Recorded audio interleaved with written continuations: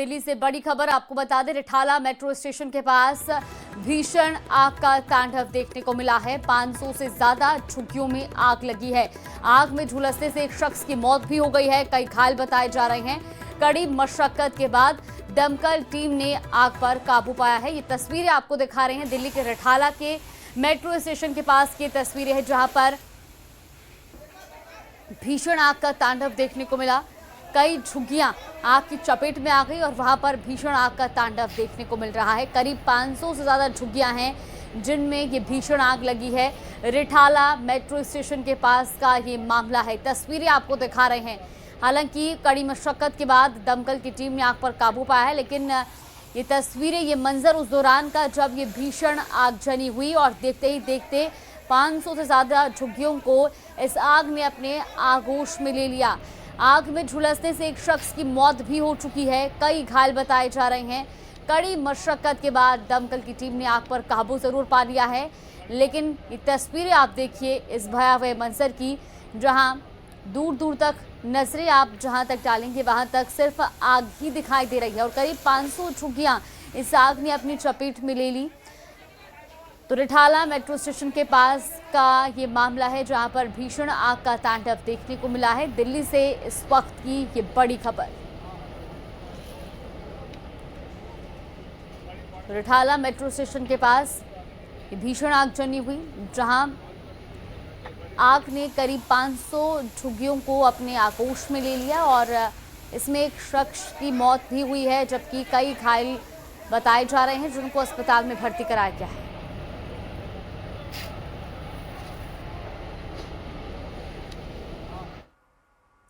एक और देश में राष्ट्रगीत वंदे मातरम के 150 साल पूरे होने का जश्न मनाया जा रहा है, तो वहीं दूसरी ओर राजस्थान में मदरसों में वंदे मातरम गाए जाने के आदेश पर बखेड़ा खड़ा हो गया। राज्य सरकार के आदेश का कई संगठनों ने विरोध किया, तो कांग्रेस ने भी जलती आग में हाथ सेक लिया और देखते ही देखते राजस्थान में मदरसों में वंदे मातरम गाए जाने के आदेश ने तूल पकड़ लिया। ये रिपोर्ट देखिए।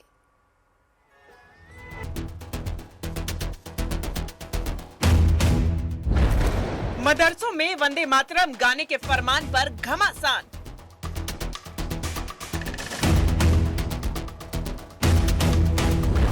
राजस्थान सरकार के फैसले पर खींचतान।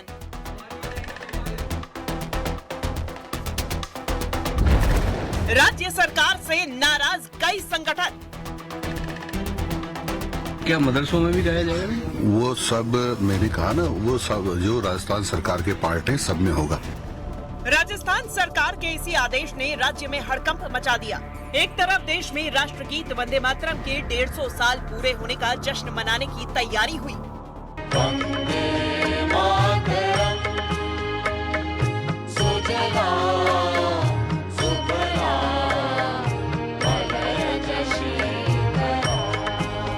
तो वहीं दूसरी ओर राजस्थान सरकार ने फरमान जारी किया कि अब स्कूलों में ही नहीं बल्कि राज्य सरकार के अधीन आने वाले मदरसों में भी वंदे मातरम गाया जाएगा।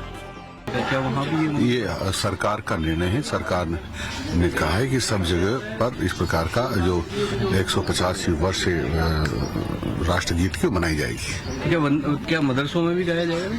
वो सब मैंने कहा ना, वो सब जो राजस्थान सरकार के पार्ट है सब में होगा।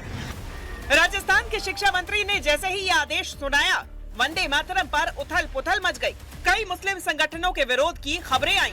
कहा गया कि राज्य सरकार मदरसों को विवाद में फंसाना चाहती है। कांग्रेस ने भी यही कहा और दावा किया कि राज्य सरकार का आदेश वंदे मातरम गीत पर क्रेडिट लेने की लड़ाई का हिस्सा है। बीजेपी वंदे मातरम का बंटवारा करना चाहती है। बीजेपी कहती है कि मदरसों में गए, तो मदरसे में विरोध कौन कर रहा है? बीजेपी के कुछ एजेंट लोग हैं, वो हिंदू मुसलमान के नाम पर वंदे मातरम का विरोध करवाते हैं। वंदे मातरम का विरोध कोई नहीं करता। राष्ट्रगीत वंदे मातरम को 7 नवंबर को 150 साल हो गए। फरमान इसी वजह से आया। वैसे राजस्थान में मदरसों के मुद्दों पर पहली बार विवाद नहीं हुआ। इससे पहले जब अशोक गहलोत सरकार ने मदरसों के आधुनिकीकरण के लिए बड़े बजट का ऐलान किया था और मदरसा बोर्ड के जरिए मदरसों में फर्नीचर, कंप्यूटर और बिल्डिंग के लिए बड़ा बजट आवंटित किया था, तो बीजेपी ने इसे मुस्लिम तुष्टीकरण कहा था।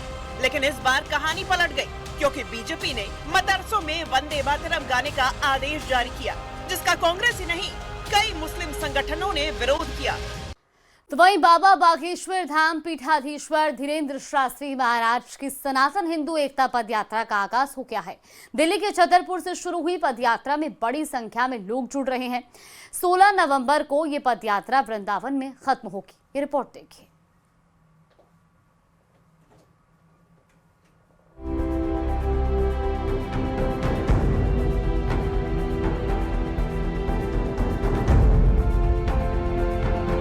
बागेश्वर धाम के पीठाधीश्वर पंडित धीरेन्द्र शास्त्री ने सनातन हिंदू पदयात्रा का शुभारंभ कर दिया है। हिंदू राष्ट्र की हुंकार और सनातन एकजुटता के लिए दिल्ली से यात्रा वृंदावन के लिए निकल पड़ी। उनकी यात्रा में शामिल लोगों में उत्साह है। जैसे जैसे पदयात्रा आगे बढ़ रही है, बड़ी संख्या में लोग जुड़ते जा रहे हैं। सनातन का ध्वज उठाए पंडित धीरेन्द्र शास्त्री ने कहा, भारत में रहने वाला हर शख्स सनातनी है। थोड़ी दिक्कतें आएंगी, कई बार तुम्हें कंबल ना मिलेंगे, पर तुम डटना नहीं, तुम हटना नहीं, डटना, तुम उलझना नहीं, सुलझना, तुम चलते रहना, क्योंकि चलोगे नहीं तो हिंदू एक नहीं होगा, और हिंदू एक नहीं होगा तो भारत हिंदू राष्ट्र नहीं होगा। ये कोई राजनीतिक यात्रा नहीं है, ये धार्मिक यात्रा है। इसमें लोग जुड़ रहे हैं और लोग खुद से यहाँ पर पहुंच रहे हैं।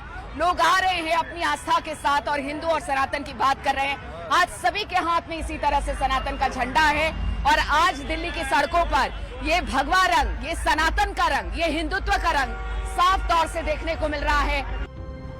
16 नवंबर तक चलने वाली सनातन पदयात्रा में पहले दिन 16 किलोमीटर का सफर तय होगा।